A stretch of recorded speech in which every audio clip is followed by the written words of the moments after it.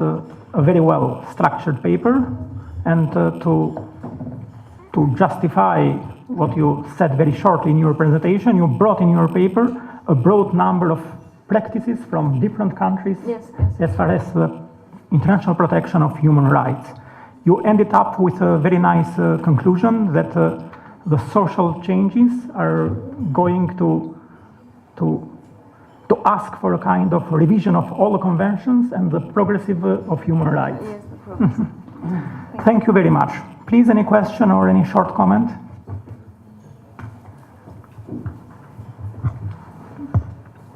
Okay, please.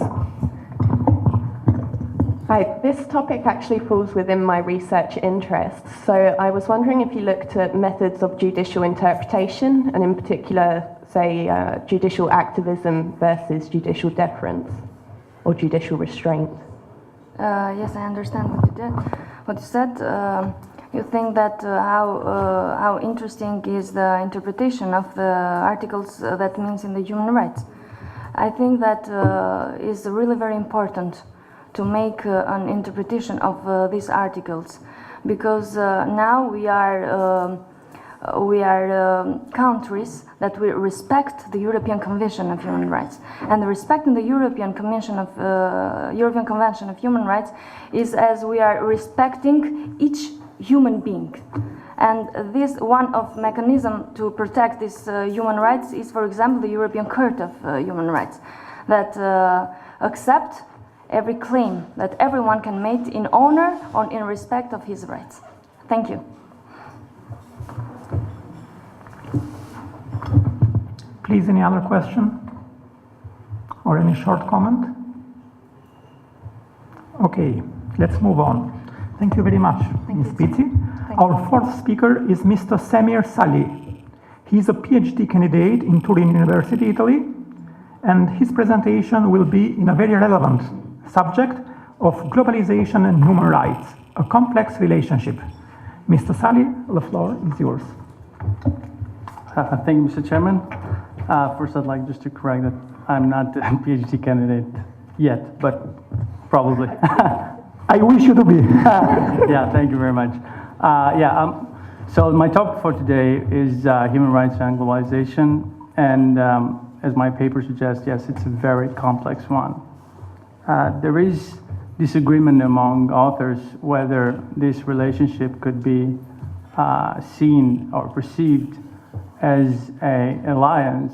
For example, there are certain authors that say that both concepts can coexist between each other on the basis that if globalization would commit to the protection of human rights, then we could all sort of get all the economic promises of globalization may be enjoyed universally by everyone. The problem with this conception is that it's too optimistic, because we know that since the beginning of the modern globalization, I'm talking from the 70s of the 20th century till now, the gap between developed countries and developing countries has been consistently growing. So there is a problem with that. We have some other authors that say, well, yes, human rights are part of and different from globalization. They have been having common goals in the beginning, but then they have been clashing together.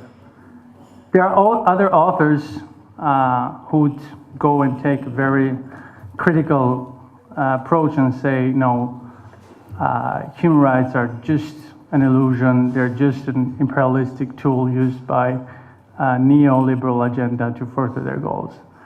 And all these theories have their own arguments. But my thesis is that we should try to understand the structure of human rights. And I would propose to analyze this relationship by distinguishing the whole human rights body into civil and political rights to economic, social, and cultural rights. And there we will see that we will have a very clear view. We'll see that with regard to the former civil and political rights, there's a sort of complete compatibility and alliance between the two. And then we will see then there are sort of clashes between social and economic rights and globalization. I will start by the first, and I will sort of introduce the common elements between civil and political rights and globalization. And yes, first of all, it's universality. Are human rights truly universal? Well, if we see from just a purely theoretical perspective, human rights apply to all humans as such. And irrespective of their own differences, nationality, ethnicity, gender, so on and so forth. And if we follow this logic, well, we'll see that the human rights are inherently, per se, they are universal. And even the term universal will be redundant because we would just emphasize what human rights are. But of course, we know that this is not the case. We know that in the substance, human rights, or what we call the whole body of human rights, they differ. Some of them are truly universal, and some of them are not, or they are in the way of becoming universal. Obviously, what are the core human rights, which I believe they are universal, are the rights that have reached the status of jus cogens, which are peremptory norms that are in no way cannot be derogated by any right in any treaty or whatsoever. They're supposed to be even higher than any kind of norm, even customary norms. Of course, there are other authors that disagree, but I will not go into that detail. So the thing is that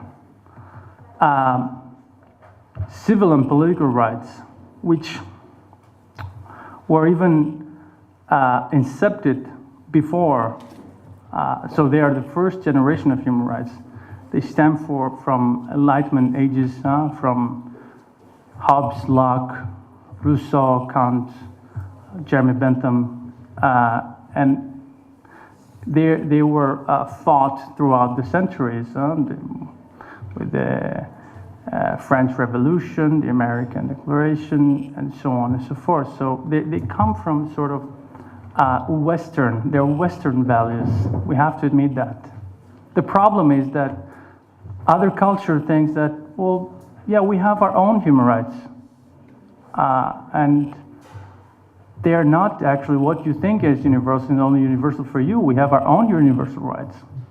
So how do we deal with that? Should we be politically correct, say, yeah, we respect your rights. But the problem is, where is the reasonable limit to be drawn? Where's the reasonable limit to be drawn between respect for the other and not going beyond, because this is what everyone, the whole humanity will say, this would be wrong. Now, for some rights, which are, say, prohibition of genocide, war crimes, crimes against humanity, I would say there's no discussion about that because, well, we all know, no one would like to get arbitrarily killed. The problem would be with other sort of tradition rights. What will we think, for example, of forced marriage?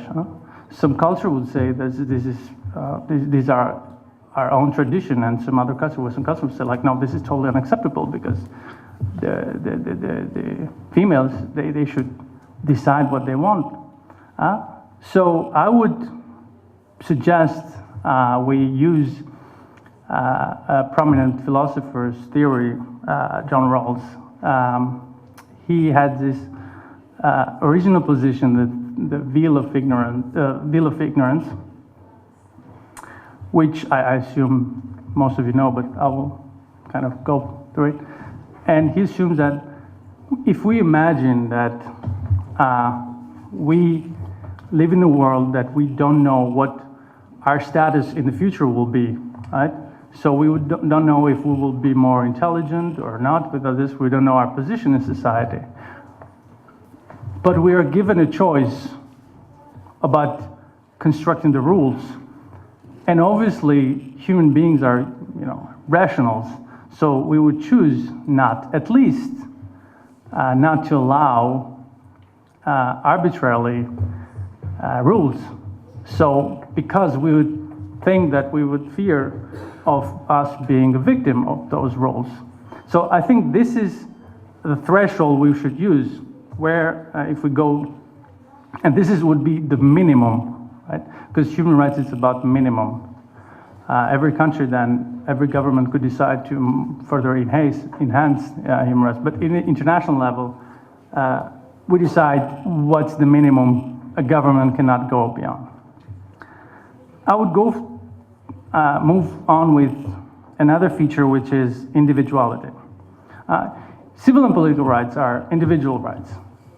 They are mostly negative rights. They deal with liberties. The state should be far away from me, should not tell me what to do. He should just regulate security and give me the conditions I could live my life, but that's it. And these kind of rights, they too stem from very long time. And I would say, keeping in mind that in most constitutions, these are the first rights we see in all constitutional.